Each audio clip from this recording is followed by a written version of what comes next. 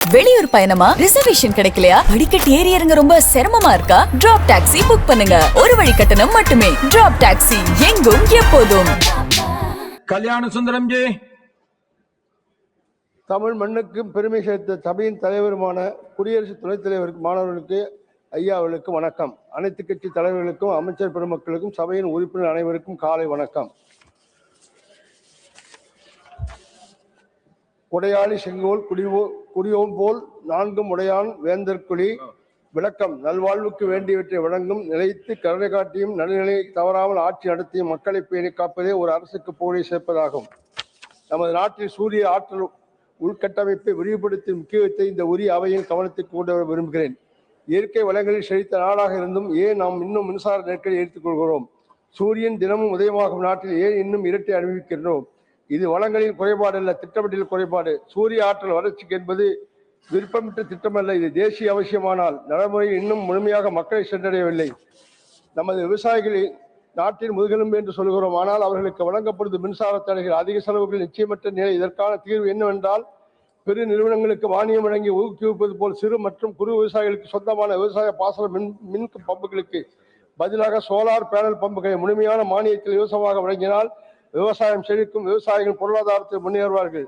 நாடு முழுவதும் வீட்டுக்குறைகளில் அமைத்து ஊக்குவிப்பது, குறிப்பாக கிராமப்புற மக்கள் மற்றும் பொருளாதார ரீதியான பின்தங்கிய குடும்பங்களுக்கு முழு மானியம், மற்றவர்களுக்கு மானியத்துடன் கூடிய வட்டி இல்லாத கடன் உதவி போன்ற உதவிகளை வழங்கலாம். வீடுகள் மற்றும் வணிக வளாகங்களுக்கு சமுதாய கூடங்களுக்கு 75% மானியத்துடன் கூடிய சோலார் பேனல் வழங்கி மின்சார தேவை குறையை இந்த அரசு முன்வர வேண்டும். சூரிய சக்தியை மக்கள் முழுமையாக பயன்படுத்துவதற்கான வாய்ப்பை உருவாக்க நேஷனல் சோலார் இன்ஃப்ராஸ்ட்ரக்சர் எக்ஸ்பென்ஷன் மிஷன் என்ற ஒரு பெரிய தேசிய திட்டத்தை அரசு பரிசீலிக்கலாம் என்று நான் முன்மொழிகிறேன். இந்த மிஷன் மூலம் முக்கிய துறைகளில் சூரிய ஆற்றலை விரிவுபடுத்த முடியும். வணிக நிறுவனங்களில் மற்றும் தொழிற்சாலைகளில் சூரிய மின்சார பயன்பாட்டை ஊக்குவிக்க வரி சலுகைகள், கடன் சலுகைகள் போன்றவற்றை வழங்கினால் நாட்டின் பொருளாதார முன்னேற்றத்துக்கு வரும். அரசு நிறுவனங்களில் சூரிய மின்சக்தியால் மேற்கொள்ளக்கூடிய உரிய அரசு மருத்துவமனைகள், அரசு பள்ளிகள், கல்லூரிகள், ஆரம்ப சுகாதார நிலையங்கள் போன்ற இடங்களில் சோலார் பவர் அமைப்புகளை கட்டாயம் நிறுத்த வேண்டும். மேலும் தேவைப்படும் பட்சத்தில் சமுதாய பொறுப்புணர்வு நிதி மற்றும் இதர தன்னார்வ நிதி அமைப்புகளை அரசோடு இணைத்து செயல்பட ஊக்குவிப்பதற்கு தேவையான திட்டங்களை உருவாக்கலாம்.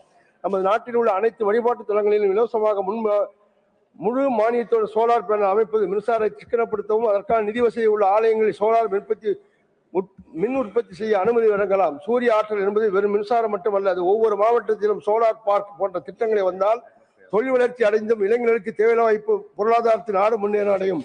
சூரிய மின் திட்டங்களால் முழுமையாக செயல்பாட்டுக்கு வந்தால் தமிழக அரசால் விவசாயிகள், நெசவாளர்கள் மற்றும் சிறு குடிசை வீடுகள் வசிப்பவர்களுக்கு வழங்கப்படும் இலவச மின்சாரத்துக்கு அரசு செலுத்தும் மானியம் நிதிச்சுமை குறையும்.